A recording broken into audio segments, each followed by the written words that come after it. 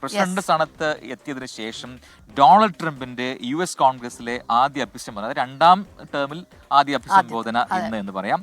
ജനപ്രതിനിധി സഭയിലാണ് ഈ പ്രസംഗം നടക്കാൻ പോകുന്നത്. താൻ അധികാരത്തിൽ വന്നതിന് ശേഷം നടപ്പാക്കിയ നയമാറ്റങ്ങൾ ട്രംപ് അവിടെ വിശദീകരിക്കുമെന്ന് പറയുന്നു. അതെ, മധു കൊട്ടാരക്കര ചേരുന്നുണ്ട്. മധു, ഗുഡ് മോർണിംഗ്, ഗുഡ് ഈവനിങ്. ഇന്നിപ്പോൾ നിങ്ങളെ സംബന്ധിച്ചിടത്തോളം ഉറങ്ങാത്ത രാത്രിയാണ് അല്ലേ? ട്രംപിൻ്റെ പ്രസംഗം തീർച്ചയായിട്ടും നമുക്ക് എല്ലാവരും ലോകം ഉറ്റുനോക്കുകയാണ്. കാരണം ഒരുപാട് കാര്യങ്ങൾ ഈ ചുരുക്കം ആഴ്ചകളിൽ തന്നെ നടപ്പാക്കി കഴിഞ്ഞു. അപ്പോൾ ആ രീതിയിൽ എന്തെല്ലാം കാര്യങ്ങൾ നടപ്പാക്കി എന്നുള്ളൊരു പ്രോഗ്രസ് റിപ്പോർട്ട് അവതരിപ്പിക്കുമോ?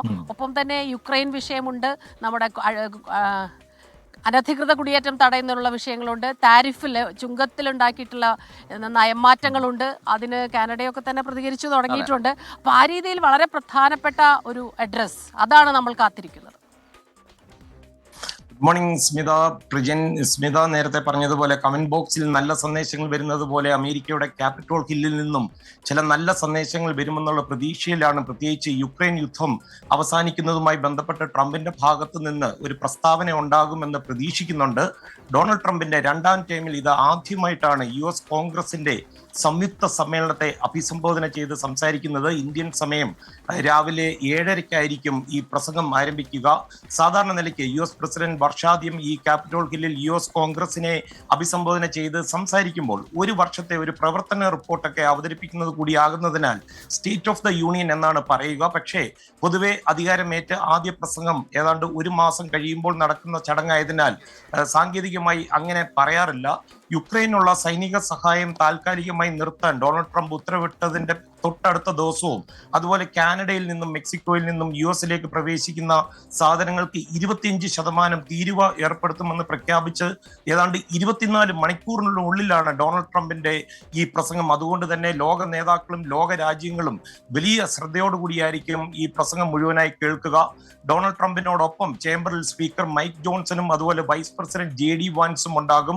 ജനപ്രതിനിധി സഭയിൽ നിന്നും അതുപോലെ സെനറ്റിൽ നിന്നുമുള്ള ഡെമോക്രാറ്റിക് റിപ്പബ്ലിക്കൻ അംഗങ്ങൾ പങ്കെടുക്കും. എന്നിരുന്നാലും ഒരു കൂട്ടം ഡെമോക്രാറ്റുകൾ ഈ യോഗത്തിൽ നിന്ന് വിട്ടുനിൽക്കുമെന്ന് അറിയിച്ചിട്ടുണ്ട്.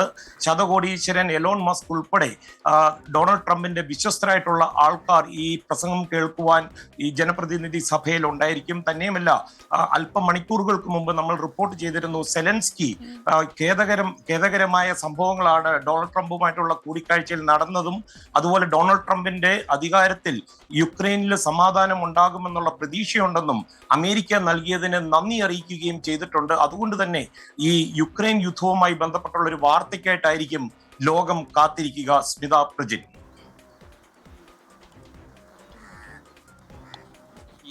അപ്പോൾ മധു കൊട്ടാരക്കര തയ്യാറായിട്ടുണ്ട്. കാരണം ഇത് വളരെ പ്രധാനപ്പെട്ട ഒരു അഭിസംബോധന പ്രസംഗം കൂടിയാണ്. അപ്പൊ അതുകൊണ്ട് തന്നെ എന്താണ് ട്രംപ് പറയാൻ പോകുന്നത് ഈ നയമാറ്റത്തെ കുറിച്ച് എന്നൊക്കെ അല്ലേ, അതിനൊരു ആകാംക്ഷ കൂടി ഉണ്ട് നമുക്ക്. നമ്മുടെ ഈ എന്താ പറയാ, ഈ അനധികൃത കുടിയേറ്റം അതൊരു പ്രധാനപ്പെട്ട വിഷയമാണല്ലോ. ഇന്ത്യയിലടക്കം ഒരുപാട് പേർ ഇങ്ങനെ വന്നുകൊണ്ടിരിക്കുന്ന സമയത്ത് അതിനെക്കുറിച്ച് എന്തെങ്കിലും പറയുമോ എന്നൊക്കെ നമുക്ക് നമ്മൾ ഇന്ത്യക്കാർ ഉറ്റുനോക്കുന്നുണ്ട്. ഒപ്പം തന്നെ യുക്രൈൻ വിഷയത്തിൽ ഇപ്പോൾ കഴിഞ്ഞ ദിവസം ഉണ്ടായ പുകിലുകളൊക്കെ നമ്മൾ കണ്ടതാണ്. അതോടുകൂടി യുക്രൈനുള്ള എല്ലാ സഹായങ്ങളും നിർത്തിവെച്ചിരിക്കുകയാണ്. അപ്പൊ ആ രീതിയിൽ എന്താണ് ഇനി കൃത്യമായിട്ട് അതിന്റെ ഒരു നയം എന്തായിരിക്കും, അത് വ്യക്തമാക്കുമെന്ന് പ്രതീക്ഷിക്കുന്നുണ്ട്. ഗസയുടെ കാര്യത്തിൽ എന്താണ്, ഒരുപാട് കാര്യങ്ങളുണ്ട്. അത് അമേരിക്കയെ ബാധിക്കുന്ന കാര്യങ്ങൾ മാത്രമല്ല, ലോകം മുഴുവനുള്ള, ഇപ്പൊ ഇന്ത്യ ഉൾപ്പെടെയുള്ള രാജ്യങ്ങളെ ബാധിക്കുന്ന കാര്യങ്ങൾ.